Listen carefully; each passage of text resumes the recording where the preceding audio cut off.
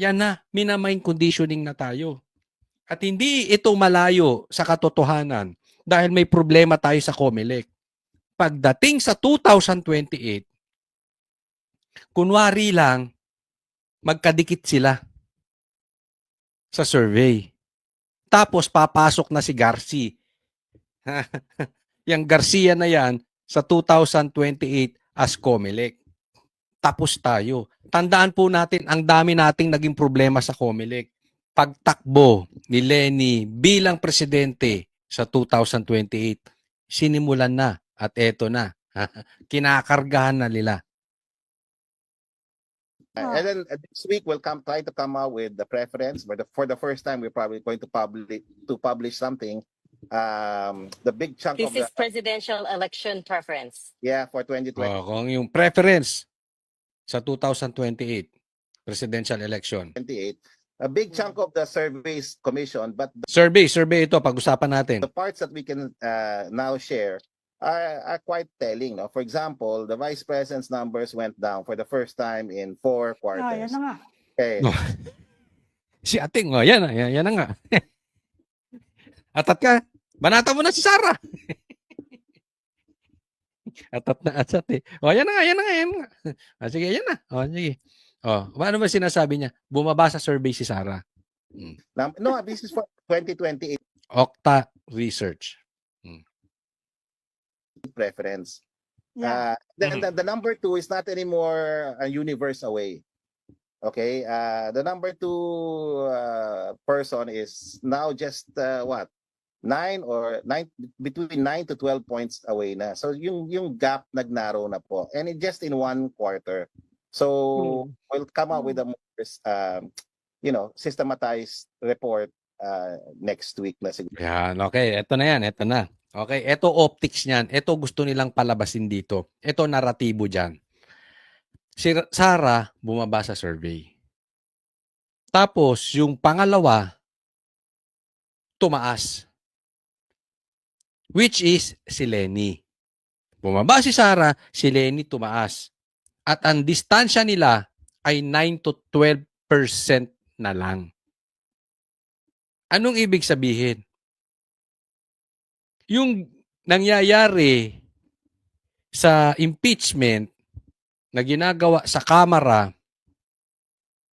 ay bibigyan nila ng optics, mind conditioning na bagamat alam nating lahat na si Sara ay hindi mai-impeach kasi pagdating sa Senado wala silang numero.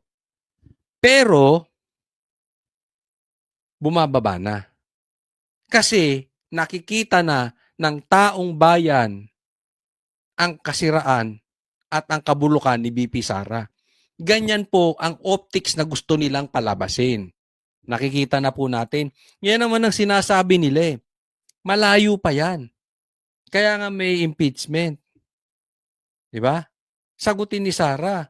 At pag lumabas ang baho niyan, pwede pang matalo si Sara. Yan na, minamind conditioning na tayo. At hindi ito malayo sa katotohanan dahil may problema tayo sa COMELEC.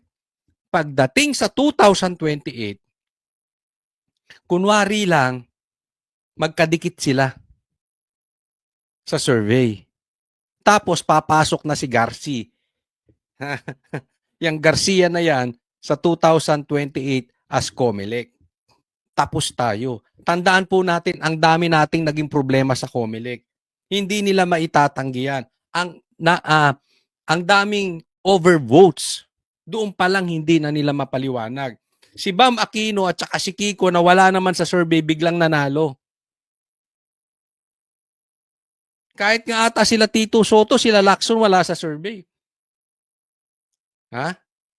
Yung mga PDP nasa survey biglang nawala. Si Bong Revilla na nasa survey biglang nawala. Naiintindihan po natin. This is optics. And at the same time, mind conditioning. Kinikondisyon ang taong bayan. Eto na. Kaya ako naniniwala, papatakbuhin nila si Leni talaga. At tatakbo yan. Mamaya, ipaliwanag natin. siguro, ma'am. Sir, when you say yung number 2, should I guess who that is? Yeah, How it's many VP syllables? Lenny. Yeah, I mean Mayor Lenny. Mayor Lenny's gap with the vice president has narrowed. 9 to 12 percentage points difference na lang. Yeah, yeah. So this is what's happening, and these are significant changes because her numbers hardly changed for a whole year. She's been, been stagnant. Yes, sir. Not Yes, sir. moving. Pero sir, for Ayan ha. For the whole year, hindi gumagalaw yung survey. Ngayon, biglang gumalaw. Diba? Kaya alam mo, opinion ko rito, eto na yan. Kasi, maraming nagsasabi, bibihira kasi yung tumakbong presidente na nakabawi. At maraming nagsasabi na si Lenny ay hindi daw tatakbo kasi natalo na siya sa presidential election. Posibleng tama yung ganong opinion. Pero sa akin, ito ang aking opinion. Posibleng wala sa isip ni Lenny ngayon. Pero pupwersahin nila si Lenny tumakbo. Darating ang time, wala nang magagawa si Lenny. Andyan na ang suporta ng mga negosyante. Bubuhos ang pera ng mga oligarch. Tandaan po natin, ayaw ng mga oligarch sa mga Duterte kasi ang Duterte hindi nila kayang hawakan sa liig. Dahil ang Duterte pagbabayarin sila ng tax. Sisingilin sila ng tax. Hindi nila mahahawakan sa liig. Babaha ng pera dyan. At pag andyan dyan na pera, mahihirapang tanggihan iyan ni Lenny. Lalong-lalo na pag nakasubo na yung survey. At alam natin na andyan nga ang COMELEC. The temptation is too much. Nakukuha po natin. Kasi hindi naman po lingid sa ating lahat. Even ako, I admit, ang pinakamalakas na posibleng makalaban ni Lenny ay ni BP Sara ay si Tulfo or si Lenny. Si Tulfo umayaw na. At hindi talaga tatakbo yun. Kaya ang natitira na lang si Lenny. So gagawin na lang lahat paano patatakbuhin yan. Naiintindihan? Kaya ako, naniniwala ako, malaking porsyento tatakbo yan as president sa 2028. Kayo ba? Ayun, matanong ko kayo. Sa tingin ninyo tatakbo to si Lenny sa 2028? Lagay nyo dyan sa comment section. Pero sabihin ng iba, Coach Oli, hindi naman mananalo yan. Malayo. Yes, naniniwala ako sa inyo. Malabong manalo si Lenny. Kahit nga doblehin ang boto ni Lenny, hindi yan naabot sa boto ni Sara. Kung patas ang laban. Kung walang mind conditioning galing sa survey. Kung walang pangingialam ng COMELEC. Tatandaan po natin. Bumabaha ng pera ngayon.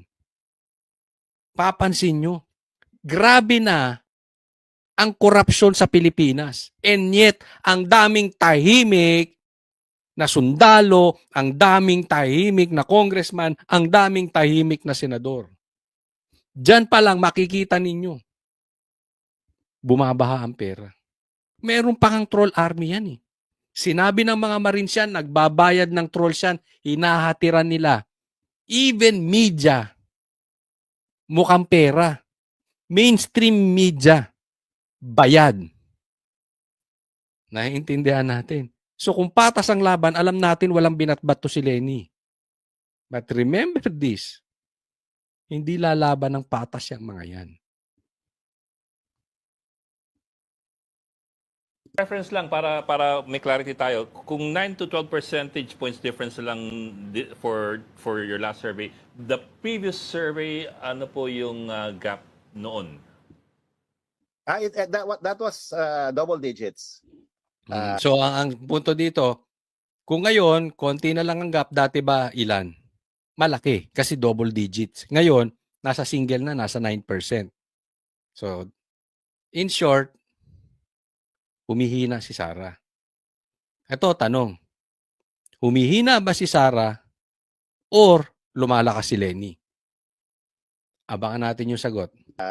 Yeah, I mean it was double digits for most of the year, for most of 2025. Mm. For this for Mayor Lenny in particular. Sir, Pero hindi kaya dahil sinasabi lagi ni Lenny, she's not interested in running. Consistent siya doon. Yeah, I know. Kaya Diba? we're wondering also what happened. She didn't do Yeah. anything last quarter, except for that, very, that visit, no, that the president made, Yeah. putting Medyo nag-high profile yung mga bisita sa kanya. and then, but Mm. siguro kay President Marcos visiting Yeah. her in in Bicol Naga, yeah. was the only big event actually that happened, and So, ang pinupunto niya dyan, bakit daw biglang lumakas si Lenny? Kasi daw, dinadalaw daw siya ng mga malalaking tao. At isa sa pinakamalaking tao na dumalaw sa kanya, si Marcos. So, yan ang sinasabi nila na dahilan. Ito, mga political analyst. Mga magagaling sa politika di umano. Ako, sasabihin ko sa inyo, hindi ako magaling. Pero sa katunayan, yung pagdalaw ni Bongbong Marcos kay Lenny, hindi yun dahilan para tumaas sa survey si Lenny. Yung iba nga, dumidistansya na kay Bongbong. Alam nyo ba kung gaano nakabaho ang pangalan ni Bongbong Marcos? Yung iba nga politiko, umaalis na sa kampo ni Bongbong. Dumidistansya na doon sa magpinsan. Dahil pag dumikit ka sa magnanakaw, alam po nating lahat yan. Kakasiraan mo yan. Sa tingin mo yung mga lihitimo na supporters ni Lenny natutuwa dahil dumikit siya, dinalaw siya ni Bongbong? I don't think so. O kayo ba? Yung mga dating Lenny dito, sa tingin ninyo? Yung mga dating Pinklawan, sa tingin ninyo natutuwa kayo, dinalaw sila na magnanakaw? Eh ang Pinklawan, sinusuka dati ang Marcos. but it could be a confluence of other factors. We have to study Yeah. this. So you have to ask as well whether is she gaining supporters or is the front runner losing supporters? That has to be determined pa. Yeah, but Yeah. I think to a great extent she's gaining supporters. I don't know if it's because supporters of the front runner, which is the Vice President Duterte, is moving out that very much. Ito, okay. Ang sinasabi dito, ang tanong po ay, bakit lumiit yung gap ng distansya ni Sara sa survey kay Lenny? Bumaba ba si Sara o tumaas sa ang suporta at sa survey si Lenny? Ang punto niya ay tumaas si Lenny. Kaya lumiit yung distansya, no? Pero hindi rin niya sigurado kung tumaas si Lenny or bumaba din si Sara. Pero sa kanyang pagkakahimay, as of today, tumataas si Lenny. So alam na, kikita na natin yung build up. Gaining momentum. Mamaya magsasalita na si Lamas. Tingnan, abangan nyo yan. Yang Llamas na yan, magsasalita yan. Kita nyo, gaining momentum na si gaining momentum na si Lenny. Magsisimula na nila yung mind conditioning. Marami pang mangyayari. At pag binabuksan yung bank account ni Sara, mauungusan na ni Lenny.